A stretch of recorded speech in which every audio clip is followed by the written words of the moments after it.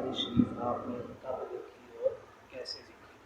पिछले दर्स में हमने बयान किया था कि इमाम बुखारी ने तकरीबन 7 लाख अहादीस के ज़ख़ीरे में से सही बुखारी शरीफ के अंदर जो अहादीस लिखी हैं 7,000 के करीब, तो उन 7 लाख में से उसका इंतखाब किया है। यानी इसके अलावा भी इमाम बुखारी के पास अहादीस मौजूद हैं जो नबी करीम अलैहिस्सलाम की, जो इमाम बुखारी की दीगर कुतुब के अंदर भी आप पढ़ सकते हैं, लिख सकते हैं। इमाम बुखारी ने जब मुख्तलिफ ममालिक में सफ़र किया और अपने शयूख से और अपने असातिज़ा किराम से अहादीस ली, जैसे हमने कहा था कि इमाम बुखारी के 1000 से भी ज़ायद असातिज़ा किराम, 1000 से भी ज़ायद। जब सारा इल्म हदीस जमा करके आप आए तो आप मदीना मुनव्वरा तशरीफ़ ले। मदीना मुनव्वरा में आपने गुंबद खज़रा के सामने बैठ के सही बुखारी शरीफ को लिखा। जब सही बुखारी शरीफ को लिखा तो हर हदीस के बाद आप गुस्ल फरमाते थे। एक हदीस लिखते फिर गुस्ल फरमाते, 3 हदीस लिखते फिर गुस्ल फरमाते, यानी इतनी क्या कहते हैं इहतिमाम के साथ सही बुखारी शरीफ को लिखा।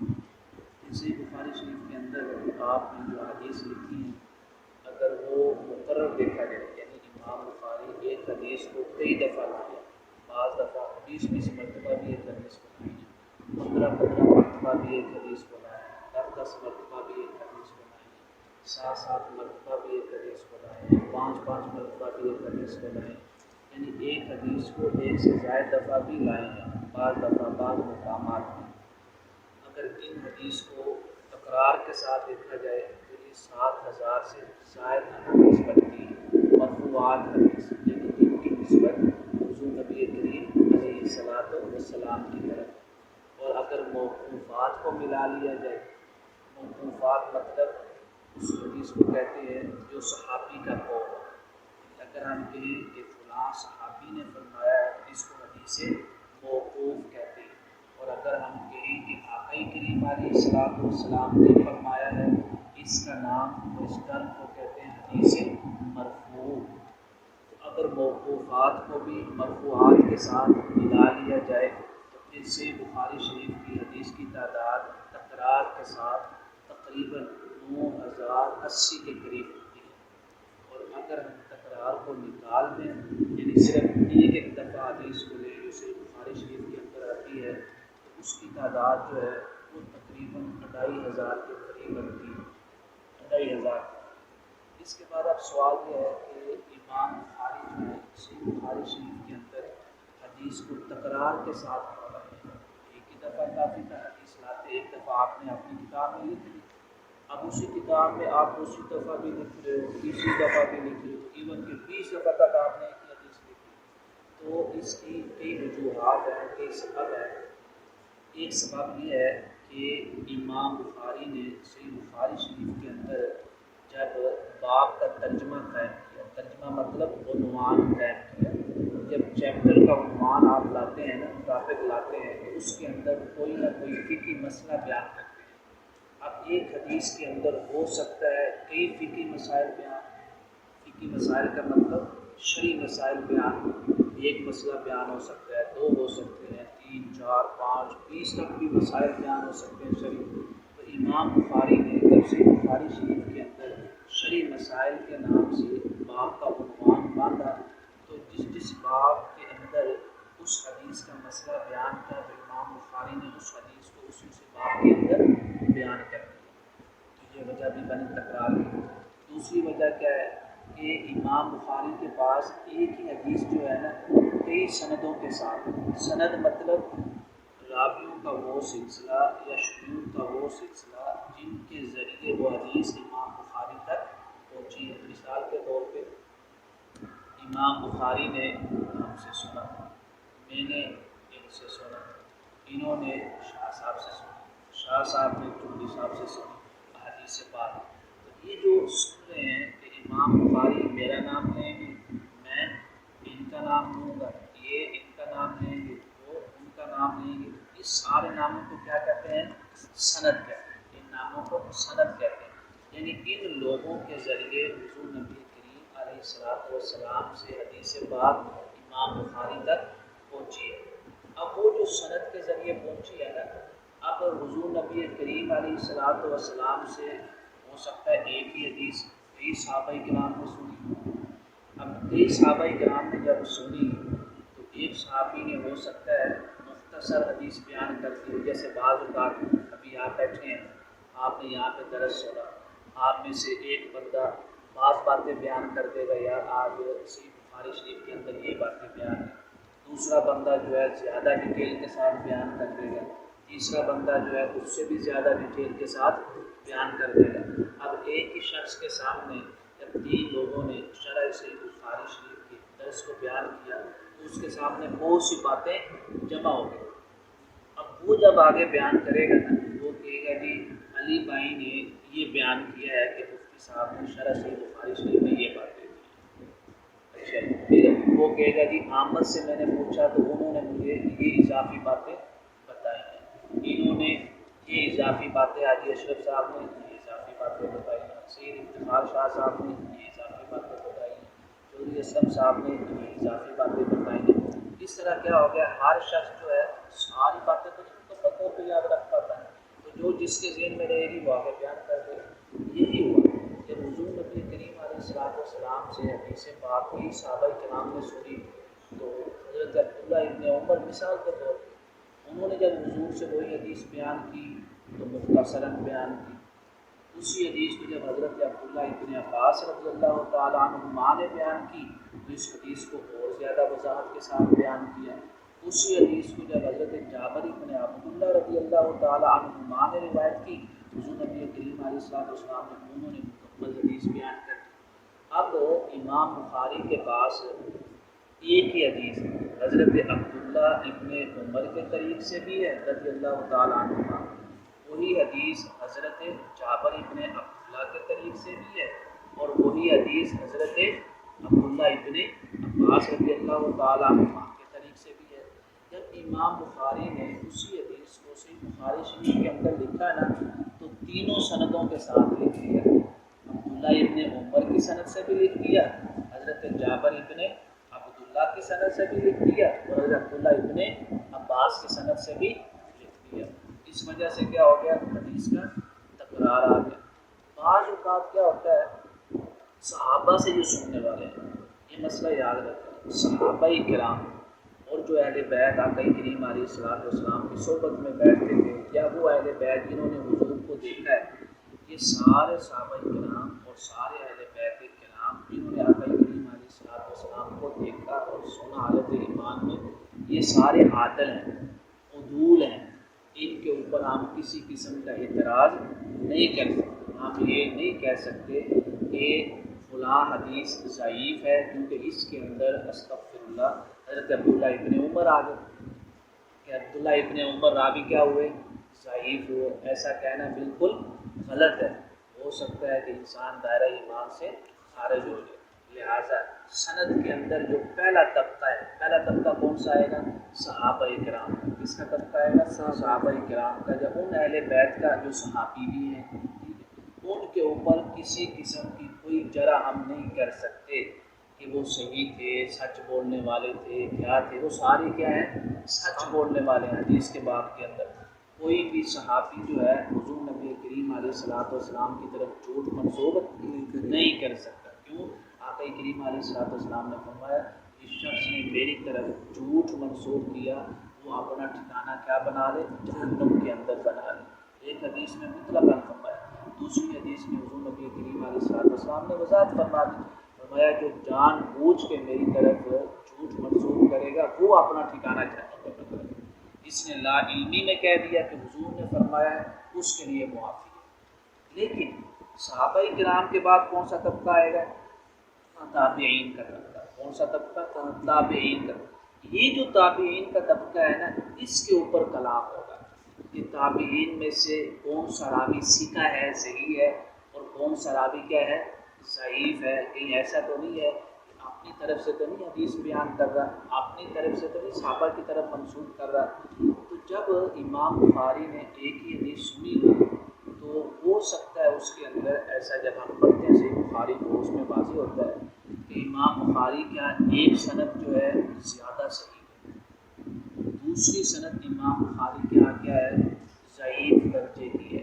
تو امام بخاری نے صحیح بخاری کے اندر کیونکہ صحیح حدیث لکھنی تھی، تو جب ایک ہی سند سے دو سندوں سے ایک ہی حدیث آ گئی، ایک سند صحیح ہے ایک ضعیف ہے، تو امام بخاری نے دونوں سندوں کے ساتھ ایک حدیث کو لکھ دیا تکرار کے ساتھ، تاکہ لوگوں کو پتہ چل جائے کہ اگرچہ حدیث ایک ہے اس کی سندیں دو ہیں، کہیں ایسا نہ ہو کہ کوئی بندہ ضعیف سند دے کے کہ یہ حدیث کیا ہے؟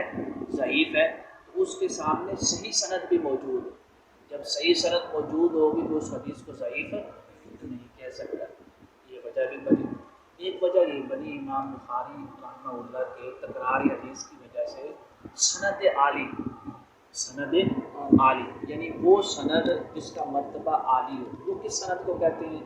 اس سند کو کہتے ہیں کہ امام بخاری اور حضور نبی کریم علیہ الصلاۃ والسلام کے درمیان حدیث روایت کرنے والوں کا واسطہ یا تعداد کیا ہو؟ کم ہو۔ کیا ہو؟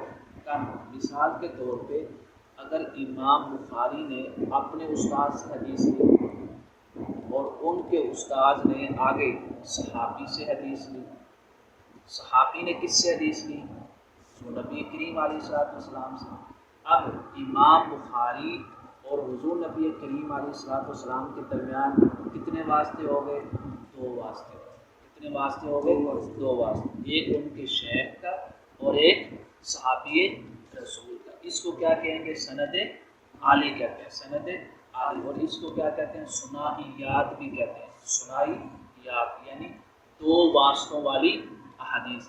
اب ہو سکتا ہے امام بخاری کے پاس حدیث ایک ہی ہے لیکن وہ مختلف سندوں کے ساتھ ہے، ایک سند میں دو واسطے ہیں اور ایک سند میں تین واسطے ہیں اور ایک سند میں چار واسطے ہیں۔ تو امام بخاری نے تکرار کے ساتھ حدیث اس لیے لکھی تاکہ پڑھنے والے کو پتہ چل جائے کہ امام بخاری کے ساتھ یہ حدیث جو ہے سند عالی کے ساتھ بھی موجود ہے اور دیگر اسانید کے ساتھ بھی موجود ہے۔ اس وجہ سے امام بخاری نے صحیح بخاری شریف کے اندر تکرار کو رکھا ہے۔ پھر اس کے بعد امام بخاری نے جب صحیح بخاری شریف لکھی نا، تو جب باب کا عنوان باندھا یعنی ٹاپک رکھا، اس کو عربی کے اندر کہتے ہیں ترجمۃ الباب۔ کیا کہتے ہیں؟ ترجمۃ الباب۔ تو ہم نے کہا ترجمۃ الباب کیا ہے؟ باب کا عنوان، چیپٹر کا ٹاپک۔ دوسرا ترجمۃ الباب کے اندر امام بخاری نے کیا بیان کیا ہے؟ فقہی مسائل بیان کیے۔ کیا بیان کیے ہیں؟ فقہی مسائل بیان کیے۔ ترجمۃ الباب باندھنے کا طریقہ کیا ہے امام بخاری کے یہاں؟ بعض اوقات تو وہ فقہی مسائل کے نام سے ہی باب باندھ دیتے ہیں، بعض اوقات ترجمۃ الباب کے اندر حدیث لے آتے ہیں، مختصر حدیث لکھ دیتے ہیں۔ جیسے آپ نے یہ حدیث لکھی، اگرچہ ضعیف تھی لیکن علماء کا اس کے اوپر عمل ہے۔ وہ حدیث کیا ہے؟ لا وصیت لوارث، جو شخص وراثت میں حق رکھتا ہے، جس کی وراثت تقسیم ہونی ہے، وہ اس کے لیے وصیت نہیں کر سکتا۔ مثال کے طور پہ میرا بیٹا کیا ہے؟ میری وراثت میں حقدار ہے۔ اب میرے لیے شریعت اجازت نہیں دیتی کہ میں اپنے بیٹے کے لیے وراثت کے حق کے علاوہ بھی کوئی وصیت کر جاؤں۔ کیوں؟ قرآن پاک نے اس کا حق کیا کر دیا ہے؟ مقرر کر دیا ہے۔ اس کو کیا کہتے ہیں؟ وارث کے لیے وصیت کا کوئی حق نہیں ہے۔ میرے لیے شریعت نے میرے وصال کے بعد صرف اتنا اختیار رکھا ہے کہ میں جو ہے نا ثلث کے اندر، یعنی اس کو آپ کہہ لیں 3/4 کے اندر جو ہے نا، میں اپنی وصیت کسی کے نام کر سکتا ہوں کہ اس کو اتنے پیسے دے دینا۔ اب یہ کس کو دے سکتے ہیں؟ اس شخص کو دے سکتے ہیں جو ہماری وراثت میں حق نہیں رکھتا ہے، اس کے لیے میں وصیت، مثال کے طور پہ مسجد کے نام پہ وصیت کر سکتا ہوں کہ اتنے پیسے مسجد کو دے دینا۔ اب مسجد میری وراثت میں حق رکھتی ہے؟ نہیں رکھتی، تو میں مسجد کے لیے وصیت کر سکتا ہوں۔ اسی طرح میرے ان رشتہ داروں میں سے جو میری وراثت کے حقدار نہیں ہے شرعی طور پہ، ان کے لیے میں کیا کر سکتا ہوں؟ وصیت کر سکتا ہوں۔ اسی طرح کسی نیک صالح عالم شخص کے لیے میں وصیت کر سکتا ہوں کہ اس کو اتنے پیسے دے دیں یا میری یہ کتابیں ان کو دے دیں۔ تو لہٰذا وصیت کن کے لیے ہو سکتی ہے؟ ان کے لیے ہو سکتی ہے جن کا وراثت میں کوئی حق نہیں۔ اب امام بخاری جب ترجمۃ الباب باندھتے ہیں تو بعض اوقات حدیث لکھ دیتے ہیں. تو یہ حدیث انہوں نے لکھ دی ایک چیپٹر کے اندر جب ہم پڑھیں گے، حالانکہ یہ حدیث کیا ہے؟ ضعیف ہے.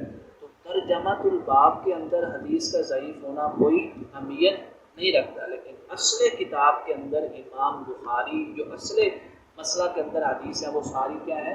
صحیح ہیں. جو مرفوع ہے وہ ساری صحیح ہیں. ایک باب وجہ کیا ہوگی؟ عنوان ترجمۃ الباب کا طریقہ کہ یا تو مسئلہ لکھ دیں گے یا پھر حدیث لکھ دیں گے. اس کے ساتھ ترجمۃ الباب جب قائم کرتے ہیں نا، مسئلہ فقہ کے نام سے جب عنوان باندھتے ہیں، اس کے بعد فوراً حدیث نہیں لاتے ہیں. یہ نہیں ہے کہ فوراً حدیث لائیں گے اس کے نیچے کہ مسئلہ اس حدیث کے اندر بیان ہوا ہے. نہیں، اکثر اوقات کیا ہوتا ہے کہ امام بخاری جو ہے حدیث لانے سے پہلے یا تو قرآن پاک کی آیت لکھیں، صحیح بخاری سے آپ پڑھیں گے دیکھیں گے، یا تو آیت پاک لکھیں گے. اگر آیت پاک کے ساتھ ساتھ بعض اوقات یہ بھی ہو سکتا ہے کسی فقیہ کا قول لکھ دیں گے. اب اس سے یہ بھی اخذ ہو گیا، جو لوگ صحیح بخاری شریف پڑھتے پڑھاتے ہیں وہ کہتے ہیں فقہ کی کوئی ضرورت نہیں ہے، فقہ کی کوئی اہمیت نہیں ہے، آپ کو حدیث آنی چاہیے، کسی امام کا نام لینے کی ضرورت نہیں ہے کہ امام اعظم ابو حنیفہ نے فرمایا، امام مالک نے فرمایا، یا فلاں بڑے فقیہ نے فرمایا. حالانکہ صحیح بخاری شریف پڑھا رہے ہیں پھر بھی وہ یہ موقف رکھ رہے ہیں. ان سے بندہ پوچھے کہ صحیح بخاری شریف کس نے لکھی؟ امام بخاری نے. اور امام بخاری اتنے بڑے محدث ہو کہ جن کی کتاب کو اللہ تعالیٰ نے اتنا مقام عطا فرمایا ہے، وہ بھی جب کسی مسئلے کے اوپر کوئی بھی عنوان باندھتے ہیں تو وہ کسی نہ کسی فقیہ کا قول لکھتے ہیں اپنی موافقت میں کہ فلاں فقیہ نے بھی یہ کہا ہے، یعنی مسئلے کے اوپر بھی سند لاتے ہیں. تو جب امام بخاری مسئلہ فقہ کے اوپر، فقہ مسئلہ کہتے ہیں شرعی مسئلہ، شرعی مسئلہ کے اوپر ائمہ کے اقوال نقل کر سکتے ہیں، تو میں اور آپ کون ہوتے ہیں منع کرنے والے؟ میں اور آپ کون ہوتے ہیں کہنے والے کہ یہ جائز نہیں ہے؟ تو لہٰذا یہ تھا امام بخاری کی صحیح بخاری لکھنے کا طریقہ مختصر کہ ترجمۃ الباب کیسے باندھتے ہیں، حدیث کے اندر تکرار کیسے آیا، حدیث کی تعداد کیا ہے، اور صحیح بخاری شریف کہاں پہ لکھی گئی. سب سے عام مسئلہ بدے حضرات کے سامنے مدینہ منورہ کے اندر. لہٰذا امام بخاری نے یہ عقیدہ بھی بتا دیا کہ جو برکات، جو رحمتیں اور برکتیں گنبد خضرا کے سامنے بیٹھ کے ملتی ہیں وہ کسی اور شہر میں نہیں ملتی. فرمایا حدیث کی سمجھ اسی کو آئے گی جس کے دل میں گنبد خضرا والے کی